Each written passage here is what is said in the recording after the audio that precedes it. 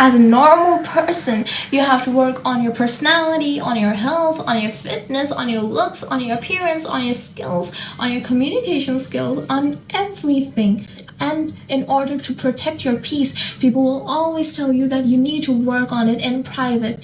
You stop announcing it, and only then will you be able to keep yourself happy, peaceful, and free from the noise that people will drag into your life just to keep you caged up, just to make sure that you fail, just to make sure that you are never happy, fulfilled, or peaceful. But what if your success is dependent on your audience? What if you are trying to build in public? What if you need the public to recognize who you are? Whether you're trying to become famous, whether you're trying to launch a brand, a business, if you're trying to launch a new product, if you're trying to show the world who you are through your talents, through your voice, through anything, if you are trying to build in public, that is when you are most vulnerable, and people will come to attack you. You don't even have to be a celebrity, but people will drag you down, and it's always going to start with the people who say that they love you.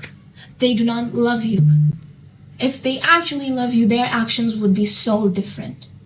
The people that say they care about you will be the first ones to drag you down, and after that, there's a huge line of people ready to crush you and your dreams to make sure that you never succeed.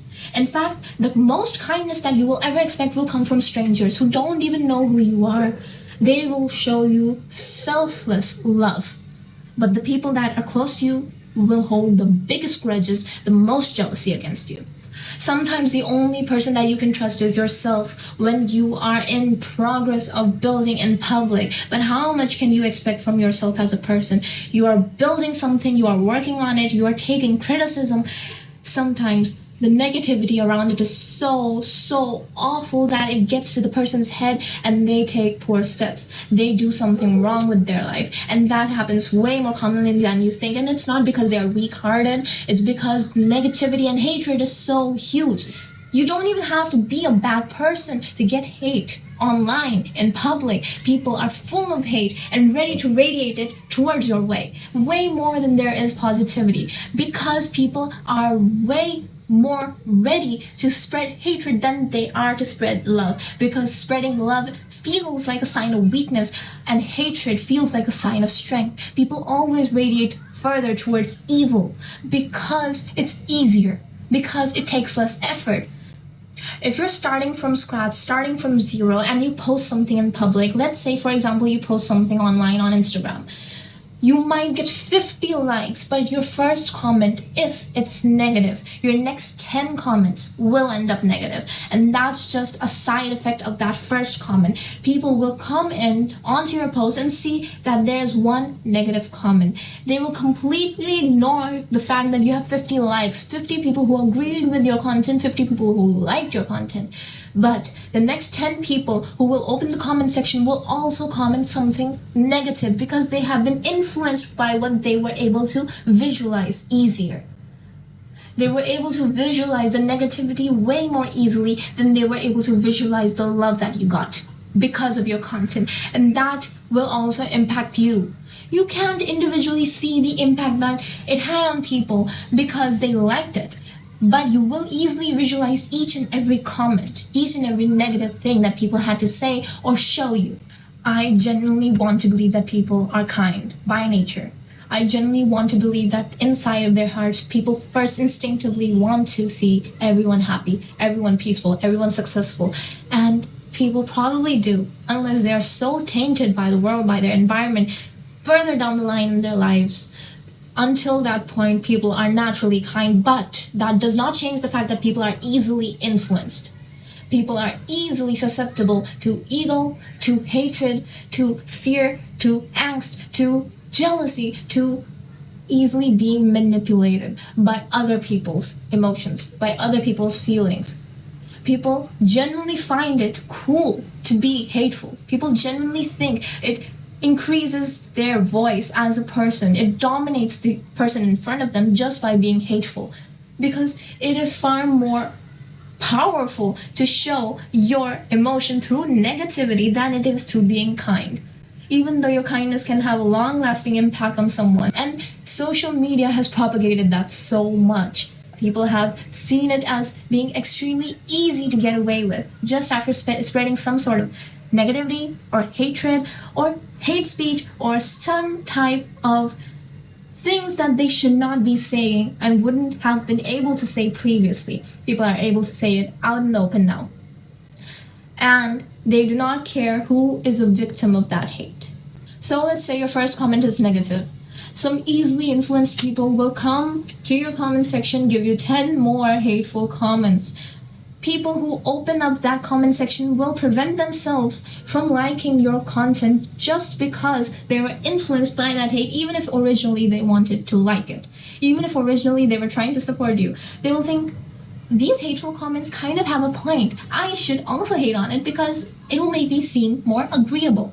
People die to be agreeable. They love being agreeable. People love validation. And especially if it comes through an easy means. Especially when they don't have to question reality. Especially when it becomes an easy consumption for them. They will sprout hatred because they were already given examples of hatred and being able to get away with it. And you will think that what you did was wrong, was deserving of that hate. It will get to your head even if you don't deserve it. Now, let's give you a different perspective. You get one hate comment. You get another hate comment. Delete them. Let's say you delete them. The next person that comes to your comment section and finds it empty, they will notice that you had likes. They will give you a nice comment.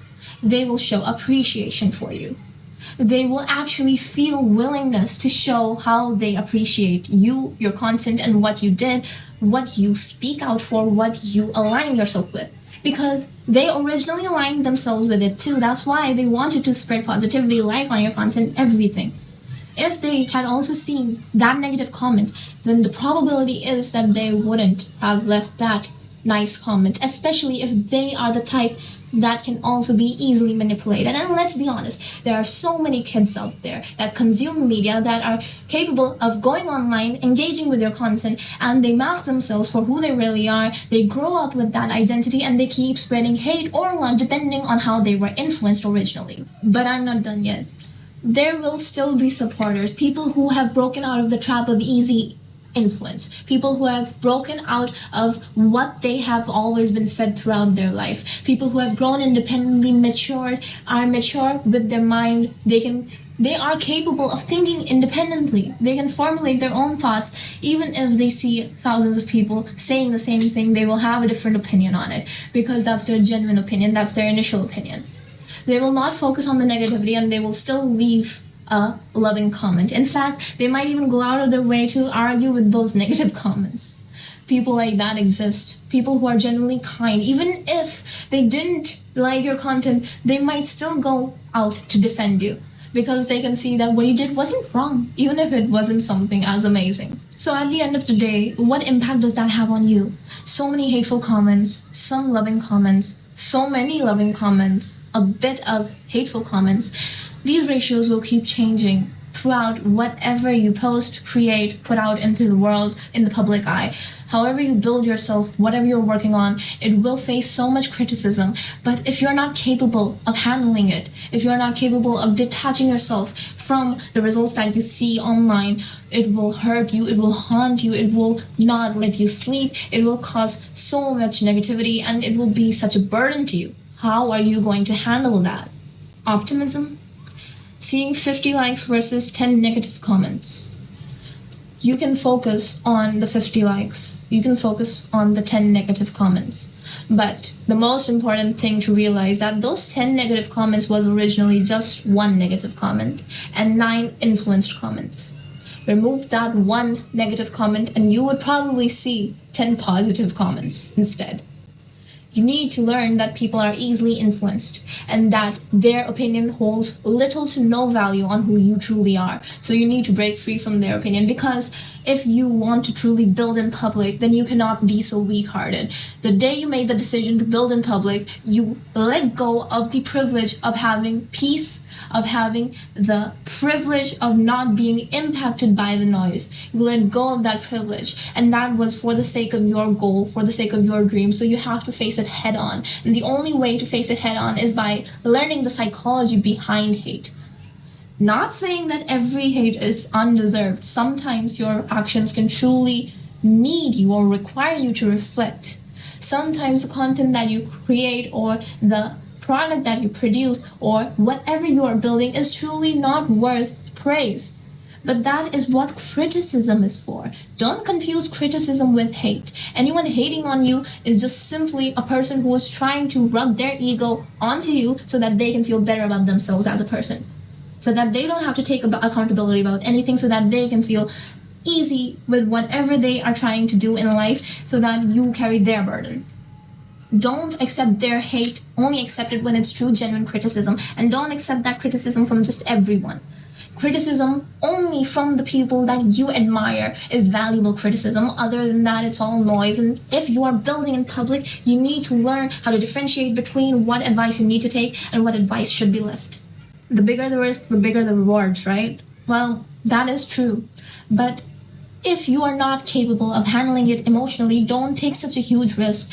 You are not capable of accepting so much hate, yet you put yourself out there completely bare for the world to see. You will get hurt and you will put yourself into a position of demise. Why would you want to do that to yourself? Risks should only be taken if you are capable of accepting their failure. If you are not capable of accepting the disadvantages of the risks, then you shouldn't be taking them in the first place. You shouldn't be putting yourself out completely raw, completely 100% out into the public if you're not capable of taking that criticism or that hate.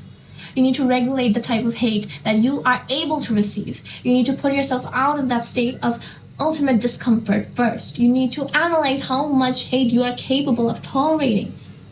If you post completely disagreeable content just for the sake of views, then be ready to achieve that hate. Be ready to achieve your fame at the cost of your self-respect and your love from the audience, from their support. Be ready to achieve it. But if you manage your risks carefully, you can get your audience's support. Sometimes you need to realize that the people that hate on you will engage the most with you, online and public. Sometimes the people that hate you and your content and what you stand for will try to bring you down the hardest, which is why you will see more hate comments than love comments. The people that have a lot to say are the ones that will be in your comments, and that's usually due to disagreement. If you want that type of agreement, then you need to realize that there are some things that cannot be said on social media, that can only be said in front of the right people. If you have harsh opinions, then be ready to accept harsh opinions back. Be ready to accept harsh hate back, because that's how people reflect what they truly feel online without any filter, because technology does not put filters on freedom of speech. Just because you're building in public, don't forget the fact that you are allowed to have boundaries, that you are allowed to create limits for yourself and how people can engage with you or contact you or hate on you. You can set up boundaries yourself. You can stop checking. You can turn off the comments. You can turn off the way that people contact you or reach out to you. You have the capability of hiring someone as an intermediate so that they can filter out the crap that people put towards you, and so that they can only give you what's valuable, so that only what's valuable reaches you. But you are the only way who can create such automation so that you can cancel out the noise. And when you are building in public, you need a strong heart. You need to detach yourself from people's nitpicky opinions, from people who want to see you being dragged down. You need to detach yourself from them, from their opinion, from their presence. You need to ensure that people like them cannot engage with you so easily. You can choose to block them, you can choose to restrict them, but if you care so much about your engagement, if you care so much that people have negative opinions, but negative publicity can also take you further, if you care about that, then you need to be strong. You cannot let those opinions crush you or bring you down, because if you let that happen, you cannot succeed in public. You will have to inevitably go back to building in private. You will then realize that a private, comfortable career or a comfortable goal that is building in private will align better with you. And that is not bad. It's okay if you are not capable of building in public, but you need to align yourself with your goal. If your goal is in public, be stronger about it. Build your boundaries. If you are not capable of handling that sort of hate, then go back to building in private and shift your priorities, change your goal. You are the only person who can build that system or routine or boundary or lifestyle for yourself. But don't complain about the thing that you choose.